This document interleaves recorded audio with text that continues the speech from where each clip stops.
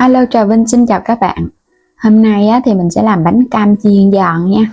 Bên ngoài thì giòn nè, một tên gọi khác hay còn gọi là bánh cam lúc lắc. Đơn giản mà bột nó không có bị nở phình. Bên ngoài thì giòn nhẹ nhẹ xốp xốp, cùng với bên trong là nhân đậu xanh, béo béo bùi bùi, ngọt thơm đậm đà, kết hợp thêm mè nữa, nó giòn giòn nữa.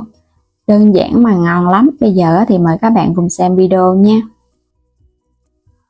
Phần bột ở đây là mình dùng 200g bột nếp ha, là múc một chén dung á. Bên đây là 50g bột gạo nè, thêm chút xíu muối, và đây là 2 muỗng canh dung đường cát trắng, mè trắng ha. Mình có ở đây là khoai lang nè, khoai lang các bạn hấp chín, mình dùng nửa củ thôi, đừng có nhiều quá nha. Khoảng 100g khoai lang còn sống á, hấp cho nó chín mềm, tán cho nó mịn ra. Phần khoai đã tán xong thì mình sẽ cho bột vô, tại vì nó còn đang ấm ấm á. Mình cho bột vô xong thì cho nó có cái độ ấm nóng, nó dễ nở bột.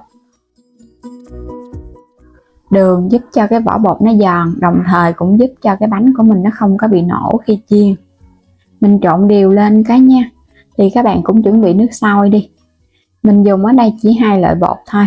Làm theo công thức này là bảo đảm thành công á. Nước sôi thì các bạn cho vào khoảng 250ml thôi ha. Thì có nghĩa là bằng cái lượng bột luôn á. Còn cái lượng khoai lang thì mình để tính riêng. Nhưng mà trong lúc trộn mà bột có hơi nhão thì các bạn cho thêm chút bột nếp nữa nha. Còn nếu mà nó khô quá thì mình thêm chút xíu nước nóng. Thì cái nhồi bột này các bạn cứ cho nước vào từ từ thôi, rồi cái mình nhồi đều à. Khi mà mình thấy nó mịn tay, nó ẩm, dẻo, cái khối bột của mình nó được à. Đừng có quá mềm mà cũng không khô quá. Nhồi vậy là nó vừa nè, bột mềm ẩm. Thì mình thấy nó không có dính tay á. Rồi đậy lại, các bạn để đây một chút nha, cho bột nó nghỉ. Quay qua bên đây thì mình có ngâm nước cho nó nở mềm 100g đậu xanh. Các bạn cho vào 300ml nước, mình nấu lửa nhỏ nhỏ từ từ cho đậu nó chín. Khi đậu mà nó khô ráo vậy nè, là nó chín mềm là được rồi. Một chút mình sên nó còn khô nữa, không có cần phải khô quá nha. Các bạn sẽ cho hết cái phần đậu mình nấu chín vô trong chảo để bắt đầu mình sên nhân. Thì mình thêm vào đây một chút xíu muối nữa cho nhân nó đậm đà. Cũng là khoảng 2 muỗng canh đường nữa nha. Rồi các bạn trộn đều lên. Nếu mà thích cho nhân nó ngọt hơn cũng có thể tăng đường lên á.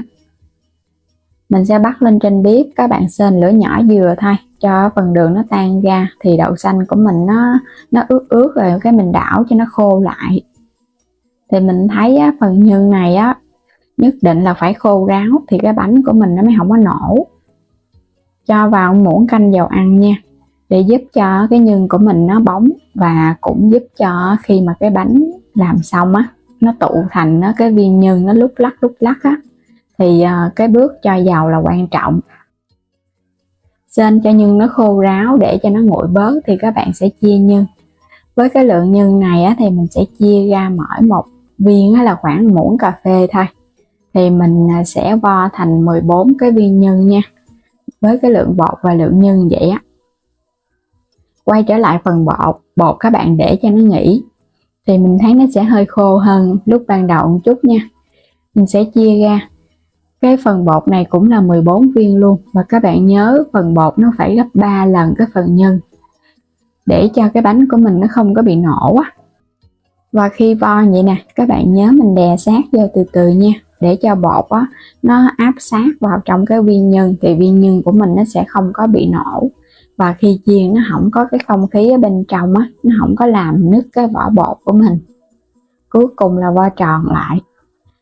Rồi các bạn trong lúc bột nó còn ẩm mình phủ mè luôn nha, để cho mè nó kết dính. Chứ các bạn đừng có vo bột xong cái để qua bên một chút nữa cái lớp mặt nó khô, là mè nó sẽ không có bám đều vào trong cái phần bột đâu. Rồi vậy đó, để qua bên. Mình sẽ làm tương tự nha. Bột phải nhiều thì nhân của mình ăn cái bánh nó đều, nó không ngán nè, và khi chiên nó không nổ nè.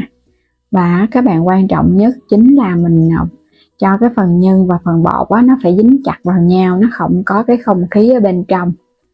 Đối với cái bánh cam á, thì mình thấy á, cũng khó, nhưng mà nếu mà lưu ý các bước đơn giản á, thì mình thấy nó không có khó, làm là nó sẽ thành công liền luôn á. Các bạn làm thử cái cách này của mình nha.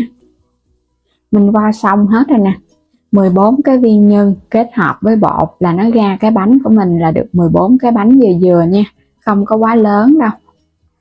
Rồi xong hết thì bây giờ á, bắt đầu mình đi chiên bánh luôn. Và trước khi chiên á, thì các bạn vo cho nó tròn trở lại để cái bánh nó đẹp hơn.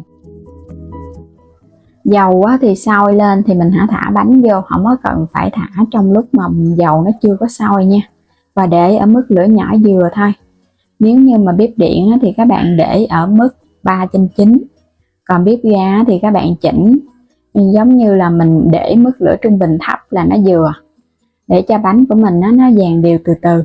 Và cho bột vô á, thì các bạn nhớ mình xoay cái bánh như vậy nè, để cho cái phần bánh ở dưới đáy á, nó không có bị dính cái nồi, thì mình chiên á, nó sẽ vàng đều, nó không có bị một chỗ khét một chỗ mà chưa chín á.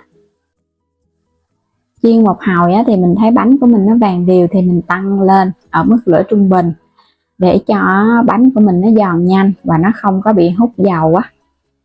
Các bạn cứ chiên từ từ vậy nè, thì đến khi nó vàng á, mình gấp vào mình thấy cứng tay á, thì hãy tăng lửa lên. Lúc này á, thì các bạn tăng ở mức lửa lớn luôn nha, để dầu nó búng ra thì cái bánh của mình nó không có ngấm dầu, ăn nó không có ngán. Chiên khi mà nó vàng, nhìn thấy á, nó giòn và vừa con mắt á, thì các bạn vớt nó lên ha. Thích cho nó giòn nhiều á, thì mình cho nó vàng nhiều, còn thích cái bánh nó có độ dẻo xốp á, thì mình chiên vậy là được rồi nè. Bánh tròn quay luôn, không có bị nổ bụng, không có bị nứt, cũng không có bị cháy khét. Chiên xong á, thì mình cho nó qua bên nha. Phần bánh mình đã chiên xong hết rồi nè, 14 cái bánh. Ở bên ngoài á, là trời đang mưa luôn á các bạn. Bây giờ mình chiên bánh nó ấm nóng vậy nè, ăn ngon lắm. Trời á, thì lạnh lạnh, có thêm cái bánh giòn giòn, thơm phức, kết hợp thêm cái đậu xanh bùi bùi nữa. Cái tiếng cắt ra nó rắc luôn. Bột vẫn còn là nóng lắm. Bên trong á, thì có phần nhân đậu xanh nó quyện lại thành một cục vậy nè. Bên ngoài á, thì có cái lớp nếp kết hợp với me. Mình làm ở bên ngoài nó giòn, bên trong có phần bột nhiều ha, để cho nó có cái độ dẻo ngon á. Bánh mình đã làm xong rồi nè, sẵn sàng nóng hổi giòn giòn, ngon lắm các bạn. Thì mình thấy cái cách làm này không có khó, ai cũng sẽ làm thành công luôn. Bánh không hề bị nổ, không bị nứt. Bên trong á, thì nó dẻo dẻo nè. Phần nhân mình thấy hồi nãy là nó ít ha, nhưng mà cho vào cái bánh đó thì nó vừa luôn á, nó không hề bị ít đâu. Lắc á, nó kêu lúc lắc ở bên trong á, nên nó có được cái tên gọi á, là bánh cam lúc lắc á. Nhìn ngon quá ha, bánh nó tròn quay à, đều đặn nè, căng phình, bên trong á, thì rỗng ruột. Phần nhân á, thì quyện lại là do mình cho thêm dầu ăn. Đây là tất cả các bí quyết mình đã chia sẻ, thì chúc các bạn ai cũng thành công món bánh ngon cho cả nhà thưởng thức nha. Cũng có thể làm để mình kinh doanh luôn. Bây giờ thì xin chúc các bạn ngon miệng, đừng quên đăng ký kênh nếu như chưa đăng ký kênh, ủng hộ Alo Trà Vinh nha. Xin chào tạm biệt và hẹn gặp lại các bạn ở những video tiếp theo.